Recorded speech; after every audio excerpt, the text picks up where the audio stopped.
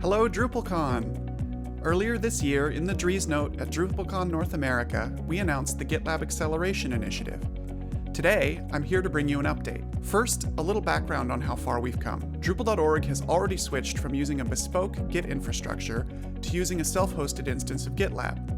This self-hosted GitLab instance now manages all of the nearly 40,000 repositories that are part of the Drupal project. Last year, we began integrating key features of GitLab into the existing Drupal.org issue queues, starting with GitLab merge requests. Since merge request integration launched in November of last year, over 10,000 merge requests have been opened across core and contributed modules. It's been heavily adopted and very successful. Nevertheless, as we saw in the last Dries Note, there are still major points of friction. The Drupal.org account creation process is time-consuming. It requires multiple confirmation and terms acceptance steps before you can make your first contribution. Drupal.org also only allows merge requests to be started after an issue has been created, so there's no way for a so-called drive-by contributor to suggest a quick code change. This is important because the majority of Drupal's contributors, by volume, only contribute 1 or 2 small changes per year. The easier we can make the contribution process for this long tail of casual contributors, the more easily we can capture their enthusiasm and grow them from casual contributors to more committed members of our community. CI is also still centrally managed with our bespoke Drupal CI system. This works well for ensuring that all of core and contrib are correctly tested against Drupal's system requirements, but moving this to GitLab CI will give us more introspection into the testing pipeline, and also allow maintainers to configure their own custom pipelines, which unlocks new innovation like the JavaScript components I'll talk about in a moment.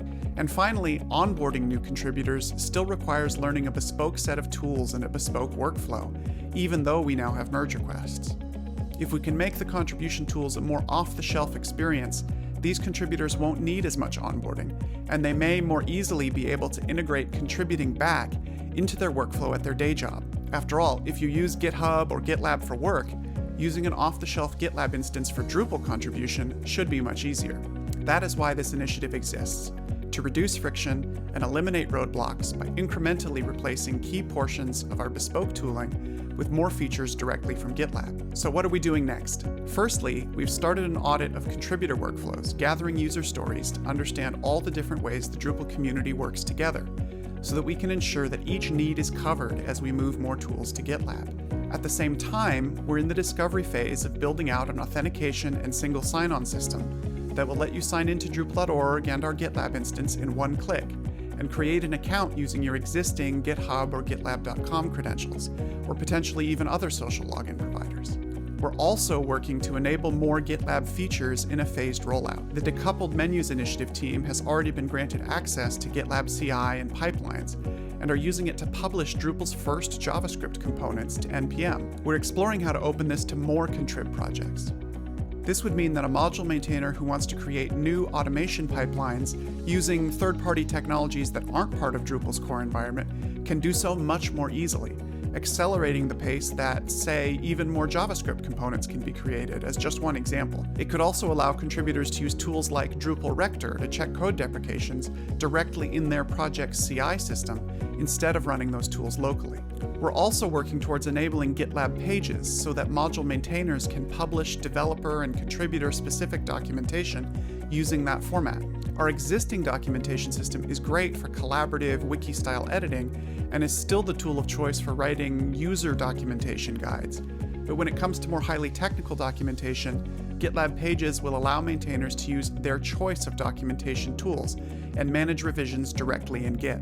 And soon, we'll be looking for maintainers of contributed modules who want to opt in to using GitLab issues directly, rather than Drupal.org issues. This will be a beta test to validate that the user stories we've captured have covered all the bases for contributed module contribution. When we're ready to announce the beta, we'll publish a blog post and open an issue where you can opt in with your project. Finally, one of the most crucial steps in this process, before we can enable GitLab issues for projects, we're looking for solutions to preserve perhaps the most important innovation of Drupal.org, our contribution recognition system, so that as we move projects to GitLab issues, we can still recognize the work of our contributors and measure the health of our community. So I hope you too share my enthusiasm for improving the tools that we collectively use to build Drupal. If you're interested in following the process or getting involved in the initiative, follow along in the GitLab channel on Drupal Slack. Thanks for your time, and I hope to bring you more updates as these features roll out.